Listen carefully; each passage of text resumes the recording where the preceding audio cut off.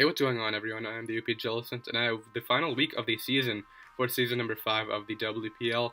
This is week number 10, and we are going up against Godly Gloomies, coach of the Trafalgar Trevenants. Be sure to check him out down below, and be sure to show him some support.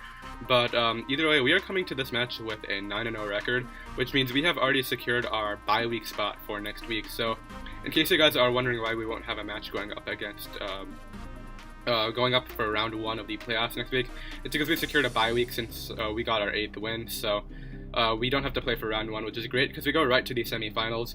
And this match didn't really mean a lot to both of us because he's already out of playoffs and I already have our bye week secured, so that's the thing. Once again, if you guys are new, be sure to subscribe down below to us if you guys want to follow the Aggrons through the WPL, as well as the IBA, which just recently started up for season number 2. We have our week 3 match for that going up tomorrow, so hope you guys are looking forward to that. But let's go ahead and get into this matchup right here. We have Flygon, which can completely rip through his team after Altaria Mega evolves and we get rid of the Hawlucha. And defensive Aggregus is a really great way to deal with the Hawlucha in general. You can also switch into the Registeel and the Feraligatr and get rid of the Feraligator's Sheer Force and really limit that thing's power. We have Sash Lead Azelf right here with the Taunt, just in case he wants to try to get up a rocks with his own Registeel or throw off a Toxic or whatever. I believe this was all-out pummeling Thunderous Eye, just to help out with the Registeel, and then we have sub Kyurem-Black right here. So let's go ahead and get ready. Oh, and defensive leftovers tail go 3 attacks Manaphy.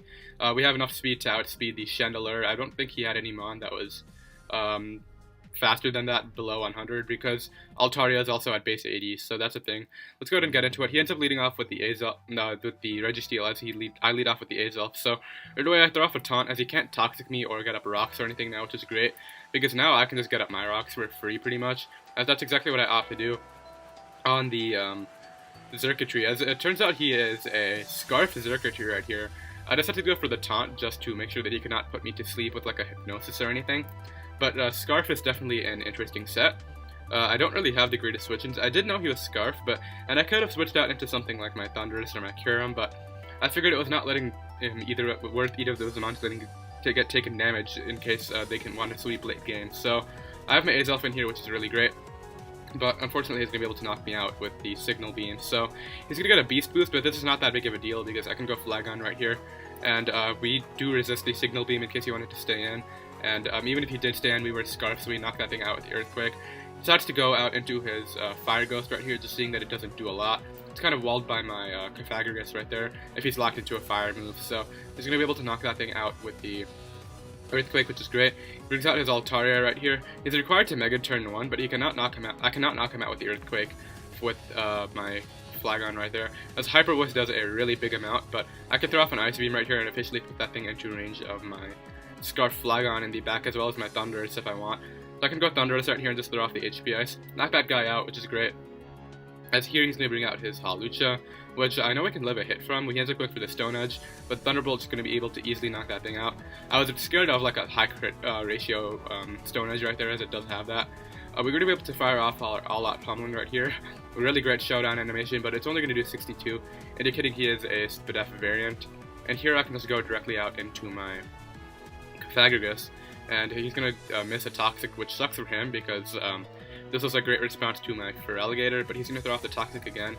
As I'll just throw off the Will-O-Wisp right here, and now I know that I can take on his Registeel right here with my Flygon pretty safely, so I decided to switch out into that on the Ice Punch, which is still going to do a good amount, but it's not the end of the world. I can knock him out with the Earthquake right here, and Earthquake is looking really good to clean up the match. I decided to go out into he decides to go out into his Feraligator, and I can't knock this thing out with Earthquake just yet because it is still at 2 high health. So I decided to go out into my Aggregus right here and just wear him down with the Rocky Helmet, the Poison, the Life Orb Recoil, all working against him, and now he's definitely in range of my Flygon in the back. So I decided to Memento right here, just securing the game with my Flygon. So we bring out Scarf Flygon right here. It'll be able to outspeed both these mons. And even if it didn't kill the Xurkitree right here, our Scarf Kyurem on the back with the Earth Power would definitely be able to do that. So we're going to be able to knock him out with the Earthquake, and that is going to be a 2-0 victory in favor of us. I'm really glad that we got to battle Gloomies once because He is going to be dropping out next season. He has some life stuff going on, but he did forfeit our match last season in season number 4, week number 7. So we did get to battle him eventually right now. So that's interesting. But that does mean we finished the WPL season 5 with an undefeated record of 10-0, which is really cool. I never thought I would have an undefeated season, especially with the higher level of competition this season has to offer. So. Like I said, you guys will not see a match from me next week because of the bye week that we secured, definitely with the 10-0 record. There's going to be one other team with a bye week, so I'm hoping we meet that team in the finals. But either way, I hope you guys enjoyed the season. Be sure to check out our IBA match that's going up tomorrow, and I will see you guys in 2 weeks for the WPL playoffs. Bye.